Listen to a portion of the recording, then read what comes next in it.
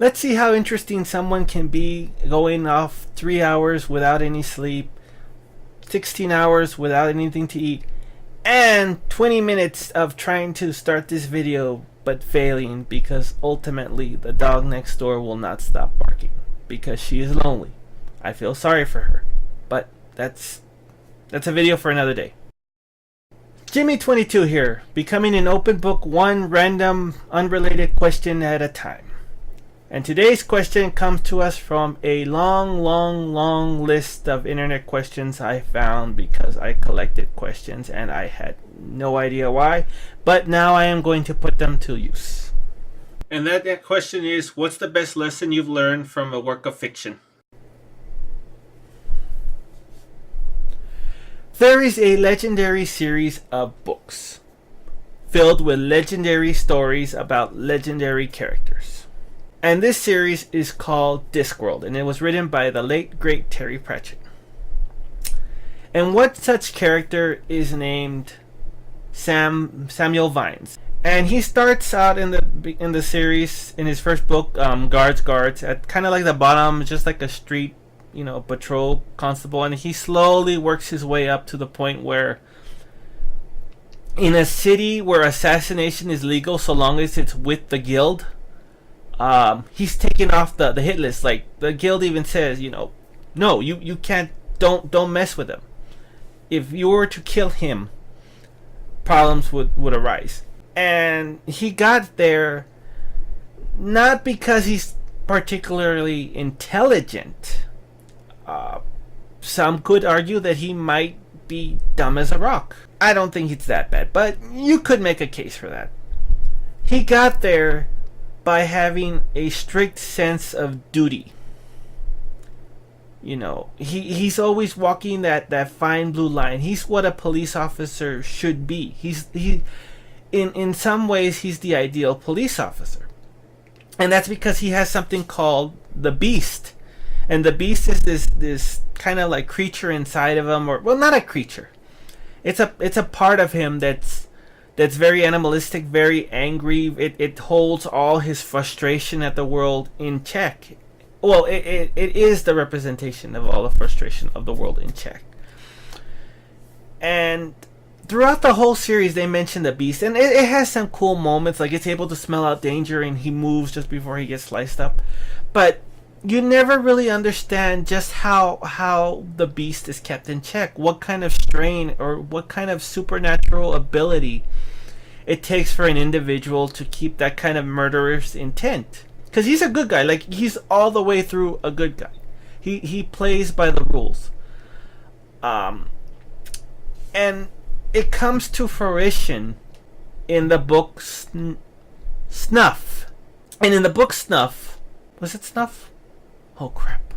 Well, it's in the book with this entity called the Darkness, or the Crawling Darkness. And several times, it's a cursed kind of like wrath. Think the Hulk, but slimy, and it goes from person to person. And it's got a little bit of Ghost Rider thrown in, the whole idea of avenging spirit.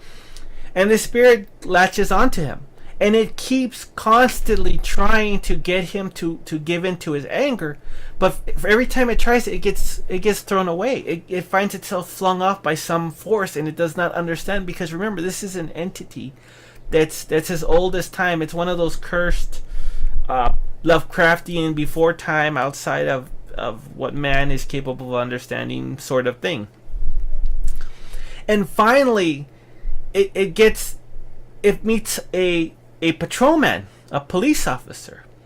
And it's confused because this police officer won't let it pass by. And it's like, you can't, and the creature finally tells him, it's like, you can't fight against the darkness. You can't keep it out.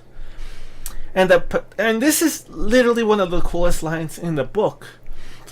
Because every time I read it, I can still see it as clearly as day. I can't remember everything about it, but I remember thinking the policeman smiling, and he says, "Oh, you're confused. I'm not here to keep the darkness out. I'm here to keep the darkness in."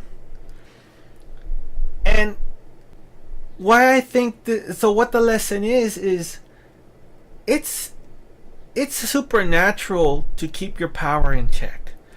It's supernatural to be smarter than people, to be stronger than people, than to be faster, to be clever, to be charismatic, but not take advantage of them. You know, we have it's something amazing for an individual to be able to have so much power. And he even says that he's killed a werewolf with his bare hands, which is no easy feat considering they can regenerate. But he chooses not to. He chooses to hold back and not give in to that. And so, to kind of focus in on the lesson a bit, be amazed by individuals who could do harm but choose not to, who could take advantage or hurt or basically turn you into their bitch with a flick of their fingers, but say, you know what, that's not what the rules are. That's not what I'm supposed to do. You know, tip your, you know, just don't tip your hat at them. Don't, you know, shine their boots or treat them to lunch or, you know, kiss their ass and wear lipstick while you kiss their ass, so this way, you know, they have proof that you kissed their ass. But just understand that it takes a lot for somebody to be able to say, I can kick your ass, I can snap you in two, but I'm not going to. And so that is it for the first of what I am hoping to be an ongoing series of videos where, you know, I answer questions. And so if you have any questions that you'd like to ask, you know, what kind of questions, my opinions on things, you know, just random, you know, silly nonsense questions, which in some cases are the best questions to ask, you know, feel free to put them in the comments. This is Jimmy22 signing out. Hey guys, thanks for watching. If you like this video, please share, like, and subscribe for more content. Till next time, bye.